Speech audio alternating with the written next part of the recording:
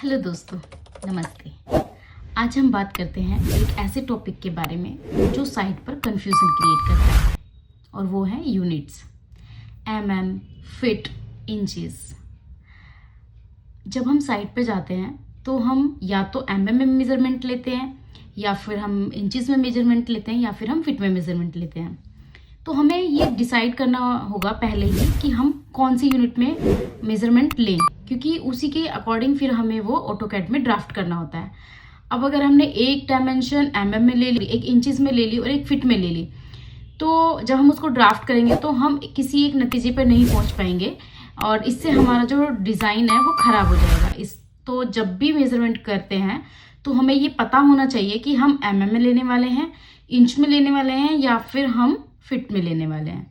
ठीक है, तो आज इसी को ही हम थोड़ा सा क्लैरिफाई कर लेते हैं कि कैसे यूनिट्स को हम चेंज करते हैं एक दूसरे में, और इसी टॉपिक को हम आगे डिस्क्राइब करेंगे। ठीक है, तो आते हैं एमएम का पहले देख लेते हैं। 1 इंच इक्वल टू 25.4 एमएम होता है। ठीक है, और 12 इंचज इक्वल टू 1 फीट होता है। ठीक है, और 1 फीट इक्वल टू 300.04 mm होता है।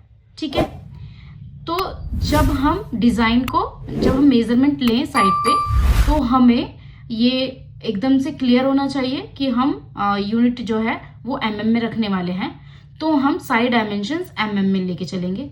और अगर हम इंचेस में रखने वाले हैं तो फिर इंच में ही लेके चलिए, और फिट में रखने वाले हैं तो फिट में। ऐसा ना करना साइड पे कि मतलब आपने एक डायमेंशन एमएम में ले ली, एक इंचेस में ले ली और एक फिट में ले ली, तो तीनों को ही जब हम ऑटोकैड में मेजरमेंट डालते हैं तो तीनों की ही जो यूनिट्स होंगी वो अलग अलग होंगी, और हमें जो अपनी ऑटोकैड की फाइल होती है वो भी अलग अलग यूनिट्स में ही सेव करनी होती है। ठीक है, एमएम वाली होती है तो हमें जब हम यूनिट्स सेट करते हैं तो एमएम की यूनिट सेट करते हैं, और इंचेस की लेते हैं तो इंचेस की, और फिट की लेते हैं तो फिट की। ठीक है, तो कोई भी गड़बड़ मतलब नहीं होनी चाहिए।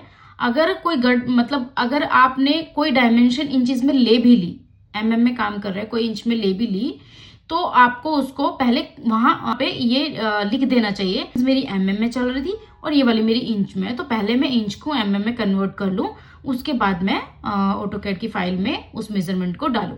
ठीक है, सिंपल सा एक रूल है कि हमारा 1 फीट इक्वल टू 300 mm होता है। ठीक है, ऐसे ही हम अगर हमें छोटे छोटे इंचेस को फिट या फिट को इंचेस बनाना होता है तो हम उसमें नॉर्मली अपना रूल लगा के चलते हैं कि 1 इंच में 25.4 mm होता है, तो हम उसी के अकॉर्डिंग उसको कन्वर्ट कर लेते हैं।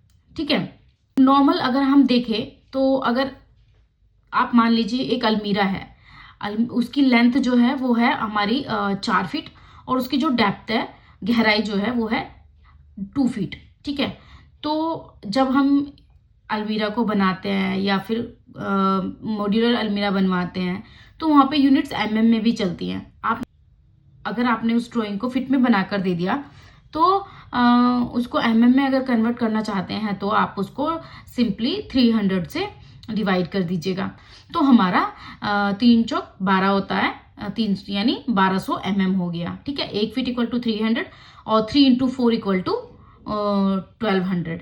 ठीक है, तो ये सिंपली आपको पता चल जाएगा कि लेंथ उसकी 1200 mm है और डेप्थ उसकी 600 mm है। ठीक है, तो इस तरीके से हम इन यूनिट्स को मतलब कन्वर्ट कर लेते हैं। देखो, सिंपल सा एक रूल होता है, एमएम को अगर इंच बनाना है तो 25 से डिवाइड करना पड़ेगा। इंच से अगर एमएम बनाना है तो हमें उसको मल्टीप्लाई करना पड़ेगा।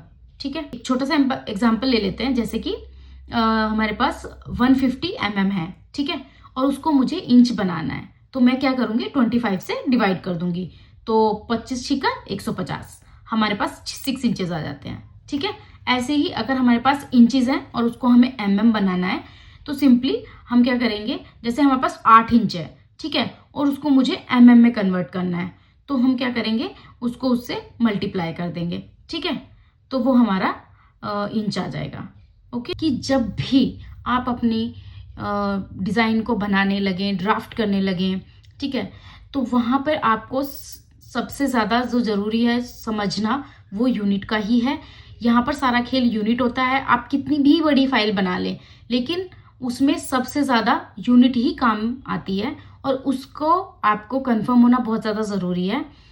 इस वीडियो में मैं आपको यही बस एक चीज़ बताना चाहती हूँ कि यूनिट जो होती है, कहने को बहुत छोटा सा शब्द है, लेकिन इस यूनिट पर ही हमारा जो पूरा डिज़ाइन है वो टिका होता है। ठीक है, जहाँ भी हमारी यूनिट में थोड़ी सी भी मिस्टेक हुई, इसका मतलब हमारा पूरा का पूरा डिज़ाइन खराब हो जाएगा। ठीक है, तो ऑलवेज ये याद रखना है कि हमें यूनिट्स में कोई भी गलती नहीं करनी है। ठीक है, जब भी आप अपना कोई भी लेआउट ड्राफ्ट करें तो उसमें सबसे पहले यूनिट को अच्छे से सेट कर लें। उसमें ऑप्शंस आते हैं ड्राइंग को सेट करने का, तो यूनिट में आपको ध्यान से सब चीज़ें सेट करनी होंगी, कौन सी यूनिट में आपको काम करना है। इस पूरी वीडियो का सार यही है कि आपको यूनिट्स पर बहुत ज़्यादा ध्यान देना है कोई भी लेआउट, कोई भी प्रोजेक्ट ड्राफ्ट करने से पहले। अगर आपको मेरा वीडियो थोड़ा भी हेल्पफुल लगा हो तो प्लीज़ आप मेरे चैनल को लाइक करें, सब्सक्राइब करें और शेयर करें। ऐसे ही मैं आपसे किसी नए टॉपिक के साथ में नेक्स्ट वीडियो में मिलूंगी। बाय।